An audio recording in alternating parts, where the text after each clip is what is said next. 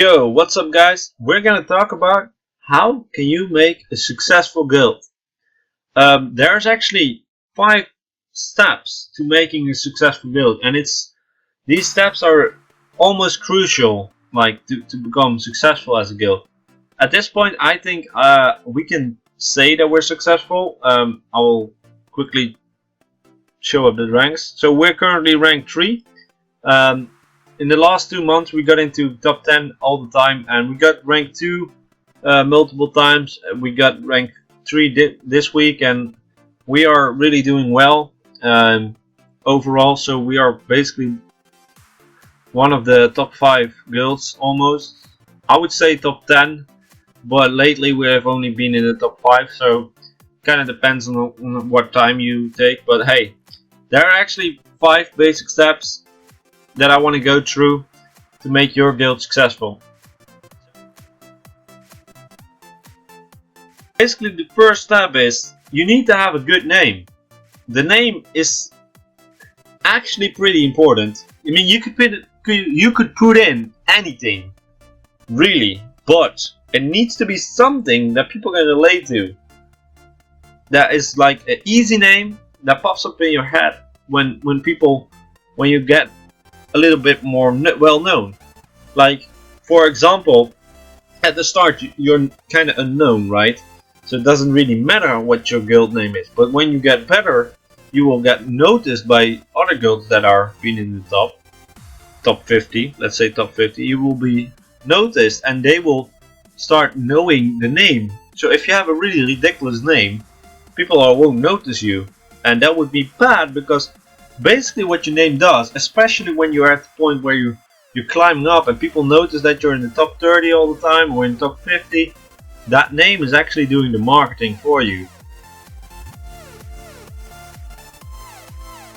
There are shared values. So I will tell you the shared values of Blacklist Legion. The first one is all our members want to be competitive. The second one is we want to be a family, and we want to be friends with each other, so we want to have fun while we're doing it, while being competitive. And the third one is improving. All of our members are focused on improving their game every day and trying to get what they need to improve. And it's really important that you get your members to have the same shared values, because otherwise it won't work. The third is basically what I was talking about, your members and how you pick them. It's important that you pick your members, and you got to think about what's your goal, right? Again, I'll take our guild as an example. We want to be a top guild, top competitive guild. So every time a member wants to join, or a player wants to join our guild, I'll go to their monsters, and I'll just talk to him to go to his monsters and see, okay, he has good monsters, decent runes. Is he gonna be like, how good is he in the arena? He does well. So we're like, this member will be able to beat the top guilds, will be able to get us wins in the top guilds. So I'll accept him, and after that it's gonna be like, does he fit in the group? Because you don't know that from the first sight. You just need to know. At first it's all about stats, basically. Do you have the runes? Do you have the monsters? Are you gonna win? And are you able to play on our times? Although that's often not the problem. And then we invite the member, and then we just check, does he fit in? Does he communicate well?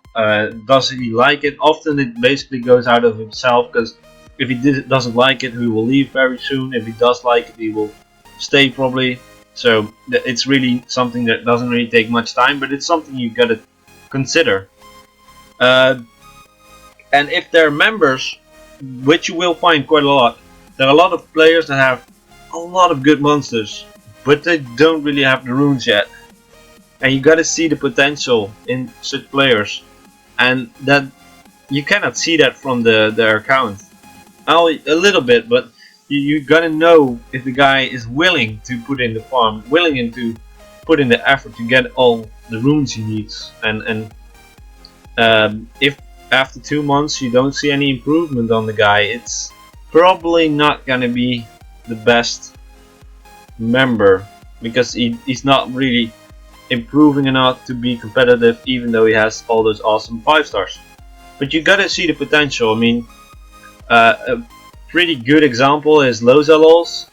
He joined us as I don't know what rank he was back then, but Conqueror 2, Conqueror 3, with great monsters but shit runes. But he was really focused on improving and being competitive. So he was really making big steps, and he got to the point where he got pretty good enough runes to compete at Guardian 2, Guardian 3. So he just jumped up, like really crazy. He jumped up, and from being one of our OK members, or actually even under OK members, he became one of the better members because he had that much potential. I got a few other members in the guild that are on that level where right now they are a bit underpowered, but they got the monsters, and if they put in the effort, they're gonna be good members. Obviously you don't want too many of those, otherwise you don't have the power right now. Now the fourth step, leadership. Leadership is so important. The guild needs to have a figure, which should be the guild master, that they can kind of look up to when shit goes wrong. When all things go good, the leader doesn't have to do too much. But when shit goes wrong, that's when you have to step up and make it work. Like, whatever it is. It can be some members fighting against each other. It can be people just being a dick by attacking the tower that is like far down its HP, and just keep doing that just for the points, all that kind of stuff. Like, then the leader has to step up, say what's about, and make sure that they start to listen. And it's not easy. It's definitely not easy, but if you get the respect from your guild members, it will help you a lot to improve.